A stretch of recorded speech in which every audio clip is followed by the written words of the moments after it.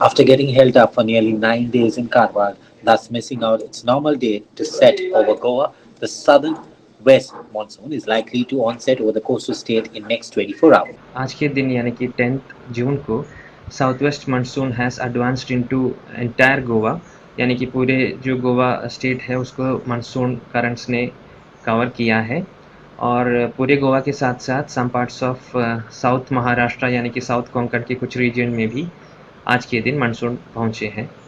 और मानसून का जो नॉर्थर्न लिमिट है, जैसे आप इस इमेज में देख सकते हैं, अभी जो नॉर्थर्न लिमिट ऑफ मानसून है वो जा रहा है वेंगुर्ला से होके और सेकेंड उसका पॉइंट है चिकमंगलुरु और बेंगलुरु जो कर्नाटका में है, और पुदुचेरी तमिलनाडु से होके बे ऑफ बंगाल में और नॉर्थ ईस्टर्न स्टेट को मानसून अभी तक कवर किया है।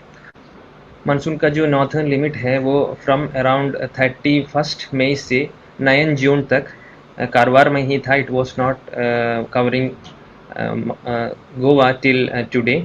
ऑलमोस्ट फॉर अराउंड 10 डेज वो कारवार में ही रुका था ऑन द वेस्टर्न कोस्ट।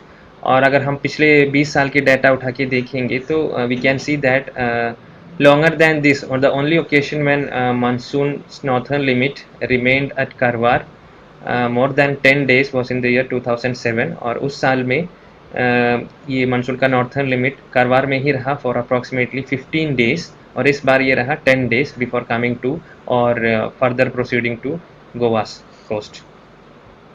और आज का दिन आईएमडी का ऑफिशियल फोरकास्ट है कि आने वाले 48 आवर्स में some parts of south Maharashtra और Karnataka, remaining parts of Tamil Nadu, कुछ पार्ट्स ऑफ आंध्र प्रदेश और बे ऑफ बंगाल के कुछ पार्ट भी आने वाले 48 आवर्स में मानसून कवर कर सकता है। और उसके बाद के 2 दिनों में कुछ और महाराष्ट्र के इलाके, एंटायर कर्नाटका और आंध्र प्रदेश के कुछ और बे ऑफ बंगाल के कुछ एरियाज, उसके बाद के 2 दिन में मानसून कवर करने के चांसेस हैं। और आज के दिन जैसे ही मानसून ऑनसेट हुआ है गोवा के ऊपर, नहीं तो मानसून एडवांस हुआ है गोवा के ऊपर, तो रेनफॉल एक्टिविटी भी जैसे आईएमडी ने पहले ही बताया था, कल बताया था, मानसून एक्टिविटी भी गोवा के ऊपर, रेनफॉल एक्टिविटी भी बढ़ने वाला है। आज के दिन यानी कि 10th जून को आइसोलेटेड जगह पे हेवी रेनफॉल होने के चांसेस है, यानी कि नॉर्थ और साउथ गोवा के ऊपर 1 या 2 स्टेशनों से हेवी रेनफॉल यानी कि रेनफॉल एक्सीडिंग 6 सेंटीमीटर होने के चांसेस है 10th को। और सेम कंडीशन रहेगा 13th और 14th को भी। लेकिन 11th और 12th को ये हेवी रेनफॉल का स्पेशल डिस्ट्रीब्यूशन थोड़ा बढ़ने का चांसेस है। और उसके साथ ही वेरी हेवी रेनफॉल यानी कि रेनफॉल एक्सीडिंग 11 सेंटीमीटर, 12 सेंटीमीटर से 20 सेंटीमीटर तक के रेनफॉल को वेरी हेवी रेनफॉल बोलते हैं। उस कैटेगरी के रेनफॉल आइसोलेटेड जगह पे होने के चांसेस है 11th और 12th को, यानी कि in short rainfall activity will be comparatively higher on 11th and 12th।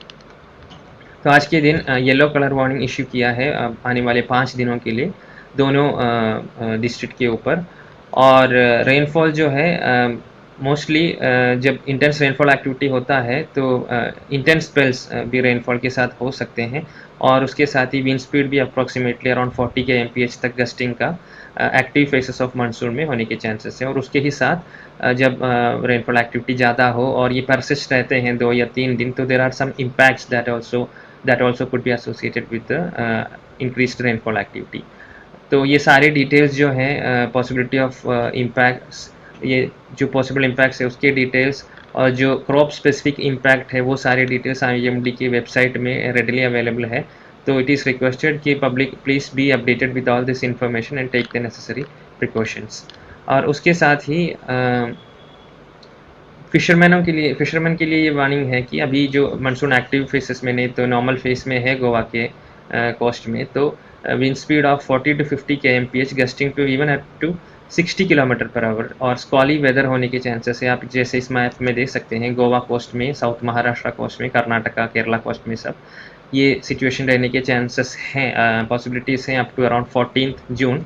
So fishermen are requested that they should not venture along and off the coast of Goa for about 4 days from 10th June today।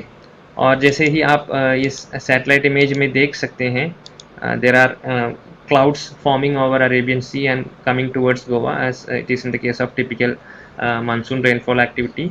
और there is quite a good intense spells, short intense spells of rainfall taking place और possibility of taking place over northern parts of Goa, जैसे बादेस हो, पेरने तालुका हो, ये सब जगह पे और साउथ गोवा के कुछ इलाकों में ऐसे इंक्रीज्ड रेनफॉल स्पेल्स होने के चांसेस हैं। Prasad Polji for Herald TV.